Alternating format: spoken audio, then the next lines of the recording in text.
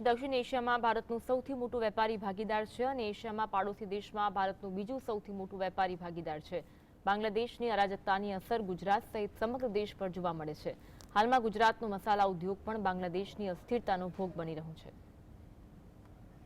બાંગ્લાદેશમાં ઊભી થયેલી રાજકીય ઉથલપાથલ અને હિંસાના વાતાવરણને લીધે સમગ્ર દેશના વેપારીઓ ચિંતામાં છે, જેમાં પણ ગુજરાતના વેપારીઓ ખાસ દુવિધા અનુભવી રહ્યા છે। બાંગ્લાદેશના રાજકીય સંકટ અને કટોકટીને કારણે ગુજરાતની નિકાસ માર્કેટ પર મોટી અસર થઈ રહી છે। અન્ય ઉદ્યોગોની સાથે સાથે ગુજરાતના મસાલા ઉદ્યોગને પણ ઝાટકો લાગ્યો છે। દેશમાંથી દર વર્ષે 9,000 કરોડના મરી મસાલાની નિકાસ બાંગ્લાદેશમાં કરવામાં આવે છે, જેમાં મરચું, હળદર, જીરું, તલ, ઇસબગુલનો સમાવેશ થાય છે। ગુજરાતમાંથી પણ દર વર્ષે લગભગ 2500 થી 3,000 કરોડના મસાલાની બાંગ્લાદેશમાં નિકાસ કરવામાં આવે છે। મસાલા ઉદ્યોગ સાથે જોડાયેલા વેપારીઓ જણાવે છે કે ભારત બાંગ્લાદેશ સાથે વર્ષોથી મસાલાની આયાત નિકાસ કરે છે। हाल जो बांग्लादेश परिस्थिति चाली रही है तेना पगले निकास बंद थता तेजी अटकी है।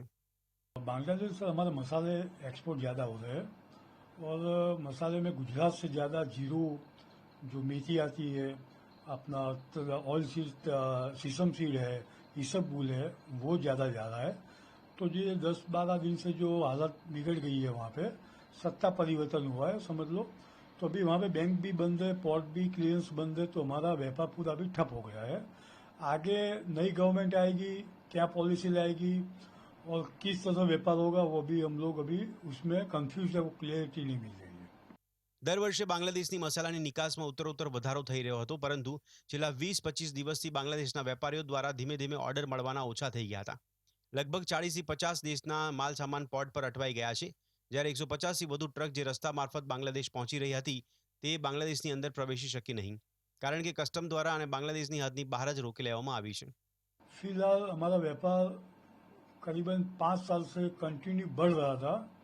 बांग्लादेश हमारा बहुत बड़ा बायर है, मगर ये व्यापार में अभी जो भी कॉन्ट्रैक्ट्स है वो भी कंप्लीट नहीं हो रहे और जो हमारा बायर है बांग्लादेश के वो भी हमें बोल रहे कि वी नॉट नीड अभी कंटिन्यूटी कॉन्ट्रैक्ट।